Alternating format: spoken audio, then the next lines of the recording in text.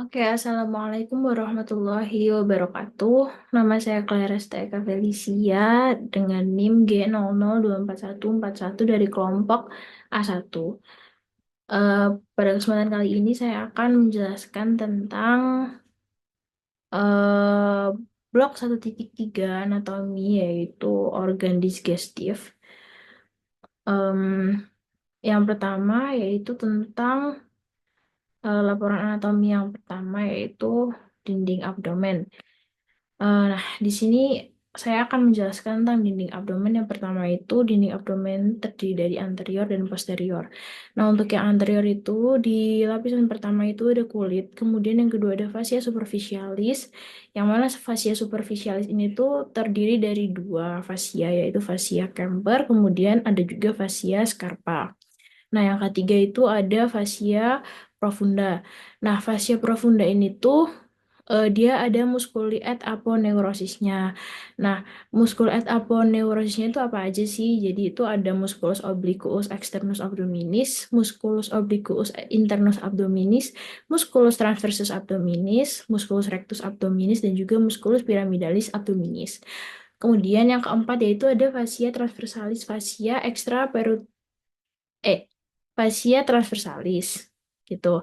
Nah, setelah fascia transversalis, nah ini lupa ya. Jadi yang kelima itu ada fascia extraperitonealis yang dia tuh ada jaringan lemaknya. Kemudian yang terakhir baru peritoneum parietale. Nah, setelah yang anterior, kemudian juga ada yang posterior. Ini abdomen yang bagian posterior itu yang pertama itu ada kulit. Kemudian yang kedua itu ada fascia superficialis dorsi. Dan yang ketiga itu ada musculus yang terbagi menjadi lapisan pertama itu ada musculus latissimus dorsi. Lapisan kedua ada musculus obliquus externus abdominis, musculus erector spinae, musculus longissimus dorsi, musculus serratus posterior inferior. Kemudian juga ada lapisan ketiga itu terdiri dari musculus multifidus, musculus interspinalis, musculus obliquus internus abdominis, dan lapisan keempat yang terdiri dari musculus quadratus lumborum, musculus iliopsoas, dan musculus transversus abdominis fascia. Kemudian setelah ada muskulus-muskulus tadi itu ada ekstra peritonealis yang terdiri di jaringan lemak. Nah, kemudian yang terakhir baru peritoneum parietal ini. Ini gambarnya untuk posterior. Untuk di abdomen maksudnya. Kemudian lanjut ke sistem otot yang ada di abdomen. Nah, sistem otot yang ada di abdomen itu ada dua, yaitu flat muscles sama vertical muscles. Nah, kalau flat muscles ini tuh dia tuh terdiri dari empat. Nah, empat itu apa aja? Yaitu musculus obliquus externus abdominis, terus ada ligamentum inguinale, terus ada juga musculus obliquus internus abdominis, dan juga ada musculus transversus. Kemudian untuk yang vertical muscles itu dia itu punya lapisan yang namanya vagina musculi recti. Nah, itu terdiri dari musculus rectus abdominis, terus ada intersection tendinae, terus ada processus sipoideus dan umbilicus. Nah, di antara keduanya itu ada musculus pyramidalis. Gitu. Terus lanjut ke struktur penggantung yang menjaga organ pencernaan tetap pada posisinya. Nah, itu namanya itu peritoneum. Nah, peritoneum itu ada tiga. Yang pertama itu ada mesenterium. Mesenterium itu adalah lipatan peritoneum yang menggantung usus ke dinding posterior. Fungsinya itu untuk menyokong organ dan membawa suplai vaskular atau saraf. Letaknya di mana? Letaknya itu dari dinding posterior ke usus halus atau organ lainnya. Contohnya itu ada mesenterium proper, mesocolon transversum, dan lain sebagainya. Enggak, contohnya itu aja. Oke, yang ada di sini. Nah, kalau yang kedua itu ada omentum. Nah, omentum itu dia itu apron peritoneum dari lambung ke organ lain. Fungsinya itu buat apa? Fungsinya itu buat melindungi organ dan menyimpan lemak. Nah, letaknya itu untuk omentum yang maius itu dia itu dari kurvatura mayor lambung, sedangkan untuk omentum minus dia itu dari kurvatura minor lambung. Nah, contohnya itu apa ya? Contohnya dua itu tadi, yaitu omentum maius dan omentum minus. Terus ada juga namanya ligamentum peritonei. Nah, kalau ligamentum peritonei ini tuh lipatan peritoneum yang menghubungkan organ atau ke dinding abdomen. Fungsinya itu buat apa? Fungsinya itu untuk menstabilkan posisi organ tertentu. Nah, letaknya itu dia itu menghubungkan organ misalnya hati, lambung, atau organ ke dinding abdomen. Nah, oke, lanjut sekarang ke traktus digestivus yang superior. Nah, traktus digestivus superior tuh maksudnya kayak jalannya makanan dari mulut ke lambung tuh bakalan aku jelasin di sini buat laporan kedua. Nah, eh, yang pertama itu ada mulut. Mulut itu dibagi jadi dua bagian oleh arcus dentalis superior et inferior serta processus alveolaris maxilla et mandibula. Nah, dia itu dibagi jadi dua jadi apa? Jadi yang pertama ada vestibulum oris, terus ada cavitas oris propria. Vestibulum oris itu tuh yang ruangan di antara mulut dan juga gigi. Jadi kayak di antara berdua itu ada ruangan itu namanya vestibulum oris. Nah, kalau mulut itu membuka keluar itu melalui rima oris, sedangkan untuk membuka ke orofarinx itu melalui isthmus oropharyngealis atau yang dinamakan isthmus faucium setinggi vertebrae cervicalis 2, PC2.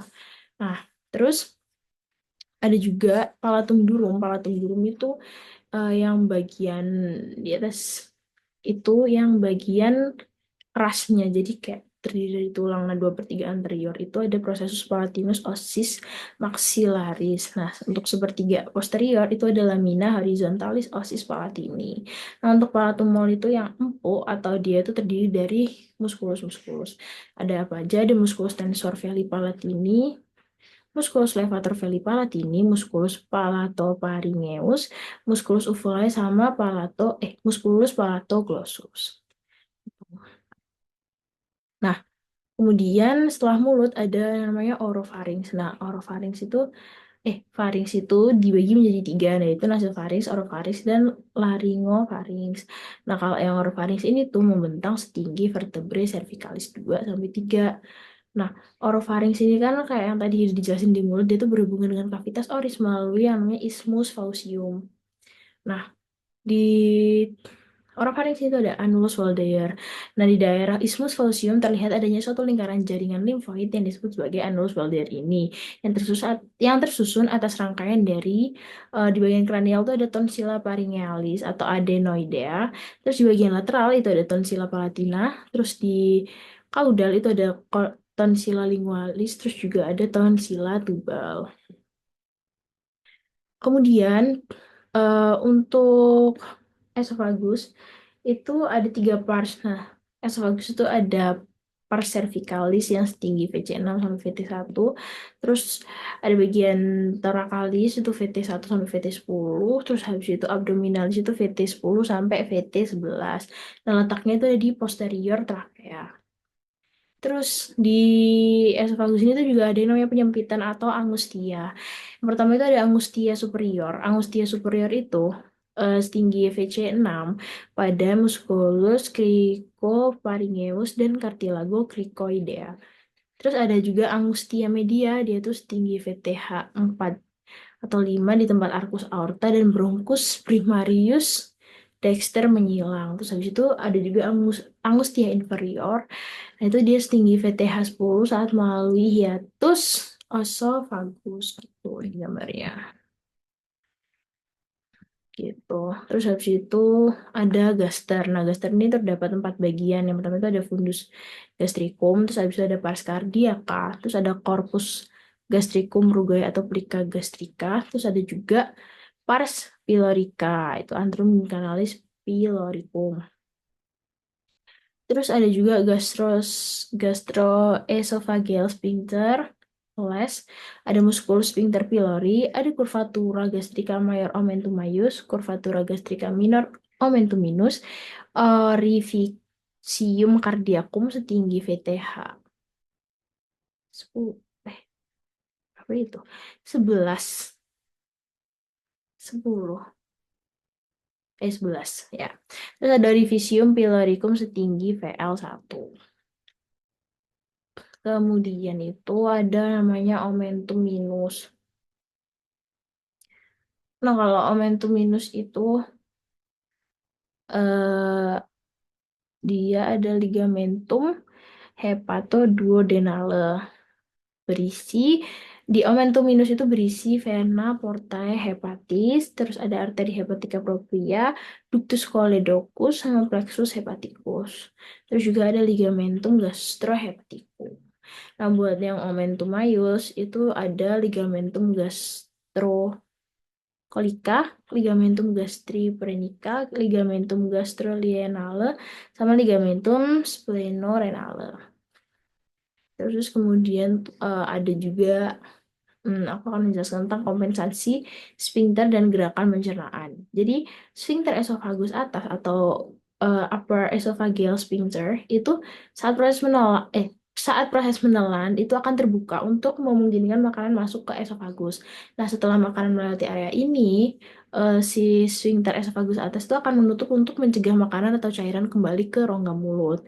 Nah, kemudian juga ada sphincter esofagus bawah, yang mana nanti itu sphincter esofagus bawah itu akan menjadi rileks untuk memungkinkan makanan berpindah dari esofagus ke lambung. Setelah makanan masuk ke lambung, sphincter ini tuh akan kembali menutup guna mencegah terjadinya refluks asam atau naiknya isi lambung ke esofagus. Terus juga ada sphincter pylorus. Dia itu berada di antara lambung dan usus halus. Nah, sphincter ini tuh berfungsi untuk menahan makanan di dalam lambung selama proses pencampuran dengan enzim dan asam lambung. Nah, setelah proses tersebut selesai, sphincter pylorus ini tuh akan perlahan membuka untuk mengalirkan makanan ke usus halus. Terus ada sphincter ani. Nah, walaupun dia itu tidak terlibat langsung dalam proses makan, tapi refleks gastrokolik yang dipicu oleh aktivitas makan itu dapat menyebabkan kontraksi kolon dan relaksasi sementara sphincter ani internal sehingga itu mempersiapkan tubuh untuk buang air besar gitu. Oke, sekian untuk laporan yang kedua. Oke, lanjut buat laporan praktikum anak yang ketiga itu uh, udah mulai masuk ke yang digestivus inferior. Nah, jadi yang pertama itu saya akan menjelaskan tentang perbedaan jejunum dan ileum. Nah, dibikin tabel biar gampang. Jadi, kalau untuk karakteristiknya itu yang pertama, jejunum itu letaknya di regio umbilicalis. Sedangkan kalau ileum itu letaknya di kanan bawah cavum abdomen pelvis. Terus, kalau misalnya warna, jejunum itu warnanya itu lebih merah gelap, sedangkan kalau ileum itu lebih pink muda. Kenapa jejunum itu lebih merah gelap? Karena dia ini vaskularisasinya dia tuh banyak. Begitu. Ileum itu lebih pink muda karena dia vaskularisasinya sedikit. Terus untuk otot polos di jejunum itu dia tuh tebal, sedangkan kalau di ileum itu tipis. Nah, untuk vasa rektanya sendiri itu jejunum itu panjang, sedangkan ileum itu pendek. Ini vasa rekta kelihatan kan ya? Panjang, ini pendek. Ya nggak sih? Kelihatan lah. Oke, lanjut. Nah, terus habis itu ada struktur bangunan di kolon. Nah, struktur bangunan di kolon itu yang pertama ada nih namanya kolon ascendens. Nah, kolon ascendens ini itu dari caecum ya. Dari cecum sampai ke permukaan inferior lobus hepatis dexter. Dia itu membelok ke kiri itu membentuk flexura colidextra. Kemudian melanjutkan diri jadi kolon transversum ini. Terus dia itu dipisahkan dari dinding abdomen anterolateral oleh omentum maius. Nah, untuk vaskularisasinya si kolon ascendens ini tuh arterinya itu yang berperan ada berperan, ya pokoknya itu arteri ileocolica et arteri colica dextra. Cabang dari arteri mesenterica superior. Terus untuk vena dia itu bermuara ke vena mesenterica superior. Buat inervasinya sendiri itu untuk simpatisnya itu ada nervus plangnicus minor dan parasimpatisnya itu ada nervus vagus. Oke, lanjut. Kita tadi udah ke kolon apa namanya? Ascendant. Sekarang kita ke kolon transversum. Ini ya kolon transversum. Nah, kalau kolon transversum ini dia tuh berjalan menyilang abdomen mulai dari flexura coli dextra sampai ke flexura coli sinistra. Nah, buat vaskularisasinya sendiri itu, buat 2/3 proksimalnya itu, dia itu pakai arteri kolika media cabang arteri mesenterica superior. Nah, kalau misalnya sepertiga distalnya itu, dia itu pakai arteri kolika sinistra cabang arteri mesenterica inferior. Nah, kalau venanya itu, Dia itu mengikuti arteri yang sesuai dan bermuara ke vena mesenterica superior serta vena mesenterica inferior itu. Terus dari kolon transversum. Oh iya, inervasinya dulu. Simpatisnya dia tuh 2/3. Proksimal itu dinervusi sama nervus plangnicus minor. Terus kalau yang 1/3 distal itu nervus plangnolombalis, maaf. Nervus plangnolombalis. Terus habis itu untuk parasimpatisnya itu 2/3 itu sama tetap nervus vagus, sedangkan yang 1/3 distal itu dia nervus pelvici kayak gitu. Terus habis itu lanjut ke colon descendens nih. Colon descendens. Dia itu terletak pada kuadran kiri atas dan bawah, terus berjalan ke bawah dari flexura collis sinistra sampai ke pinggir pelvis. Nah, untuk vaskularisasinya itu arterinya itu ada arteri colica sinistra et arteri sigmoidae, dia itu cabang dari arteri mesenterica inferior. Terus habis itu venanya itu mengikuti perjalanan arteri bermuara ke vena mesenterica inferior. Nah, untuk inervasinya itu simpatisnya itu nervus plangnolombalis, terus parasimpatisnya itu nervus plangnici pelvici begitu. Terus ini ada kolon sigmoideum. Nah, itu dia pengantungnya itu namanya mesokolon sigmoideum. Terus dia tuh bakalan melanjutkan diri ke rektum. Begitu. Nah, sekarang kita akan membahas tentang struktur anatomi yang berhubungan dengan pengeluaran feses. Nah, itu dari si kolon sigmoideum itu tadi penggantungnya itu kan namanya mesokolon sigmoideum lah yang melanjutkan diri ke rektum. Terus kan vaskularisasi. Wah, ini mah yang tadi ya. Ini buat penjelasan yang ini sih sebenarnya, tapi kayak ya udah nggak apa-apa. Pokoknya kalau kolon sigmoideum itu vaskularisasinya itu dia arterinya itu kolika sinistra, terus sama AA sigmoidea. Nah, itu cabang dari arteri mesenterica inferior. Terus venanya itu udah ini V- VV sigmoidea, terus bermuara ke vena mesenterica inferior. Ya, terus inervasinya itu simpatisnya itu nervus plangnolombalis sama parasimpatisnya itu nervus plangnici pelvici kayak gitu. Nah, habis itu lanjut ke struktur anatomi yang berhubungan dengan pengeluaran feses. Nah, itu ada rektum dan analis kanalis. Nah, nih rektum propium ya, rektum propium. Rektum propium itu sisi luarnya itu terdapat namanya flexura sacralis dan flexura perinanalis atau flexura anorektal. Nah, terus dia tuh kalau berbentuk kelima jika dilihat dari lateral. Nah, si flexura anorektal ini tuh bakal membantu menjaga kontinensi tinja melalui tonus otot puborektalis. Kayak gitu. Jadi saat defekasi, flexura itu nanti akan menjadi tegak dan tinja itu bergerak ke anal kanal. Kayak gitu. Terus eh di sisi dalamnya itu ada lipatan-lipatan transversal yang disebut plicae transversalis recti atau Houston. Nah, di bawah lipatan ini, rektum itu mengalami dilatasi membentuk ampula recti. Nah, habis itu terletak langsung di atas dan didukung oleh diafragma pelvis sama ligamen anokoksigel. Nah, ampula recti itu memiliki kemampuan untuk berelaksasi karena fungsinya itu untuk menerima dan menahan akumulasi massa tinja sampai dikeluarkan saat buang air besar.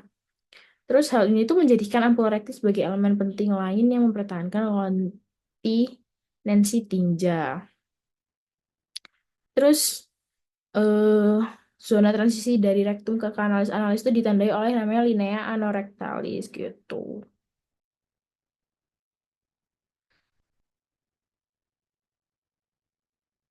Terus buat kanalis analis dia tuh terletak di bawah diafragma pelvis dan berakhir di anus. Nah, anal kanal tuh dibagi jadi 3 segmen. Yang pertama itu ada zona columnaris. Ada zona columnaris terdiri dari lipatan longitudinal yang dibentuk dari corpus cavernosum gitu. Terus ada pecten analis.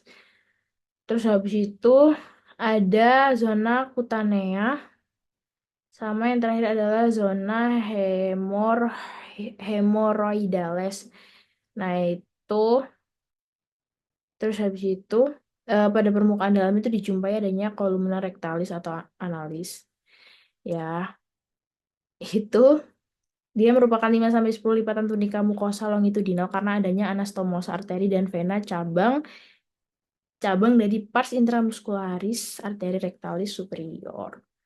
Terus ada valvula analis yang merupakan pelipatan mukosa yang menghubungkan tiap dua kolumna pada bagian kaudal. Terus habis itu ada sinus rectalis yang merupakan cekungan di antara valvula analis. Gitu. Ini ada otot-otot sphincternya juga. Ada musculus sphincter ani internus, musculus corrugator ani, musculus sphincter ani externus, musculus puborectalis. Ya, udah itu.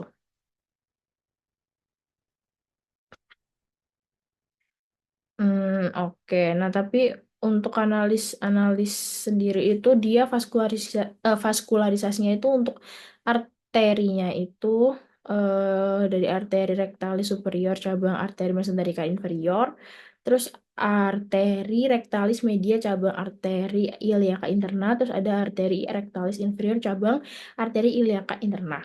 Terus kalau venanya itu eh, di ada vena rectalis superior yang mana itu vesa mesenterica inferior yang bakal jadi vena porta bermuara ya, bermuara ke vena porta. Terus vena rectalis media, vena iliaca interna itu bakalan bermuara ke vena cava inferior. Terus vena rectalis inferior itu ada vena pudenda interna ke vena iliaca interna, terus bakalan ke vena cava inferior gitu. Nah, pada anal kanal drainase vena yang terletak di atas linea pectina itu akan bermuara ke vena porta, sedangkan drainase di bawah linea pecti. Nah, itu akan bermuara ke vena cava inferior. Iya, tadi yang udah aku jelasin. Nah, gitu. Nah, kalau inervasinya itu dia simpatisnya itu nervus plano-lumbalis, sedangkan parasimpatisnya itu nervus planici pelvici. Gitu. Oke, sekian yang bisa saya sampaikan. Kurang lebihnya saya mohon maaf. Wassalamualaikum warahmatullahi wabarakatuh.